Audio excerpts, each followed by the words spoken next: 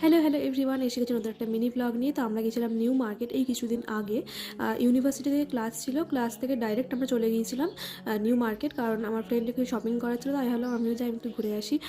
অনেক দিন যাওয়া হয় না অ্যাকচুয়ালি নিউ মার্কেট। তো ফার্স্টে আমরা প্রচণ্ড আমাদের খিদে পেয়ে গেছিলো, মানে প্রচণ্ড, মানে ক্লাস থেকে ডাইরেক্ট যেহেতু চলে এসেছিলাম না, কিছু খাওয়া হয়নি। তো ওখানে একটা মানে রেস্টুরেন্ট আছে, যে ফ্রেন্ডস হোম নাম, তোমরা সবাই জেনে থাকবে। ওখানে ছোলে ভাটুরে খুব ফেমাস। আর ওখানে নিউ মার্কেট গেলে আমি এই ছোলে ভাটুরে মানে খাই, মানে আমার এত ভালো লাগে না। আর ওখানে টেস্টটা পুরো ডিফারেন্ট, আমার এত ভালো লাগে। আর প্রাইসটাই 160।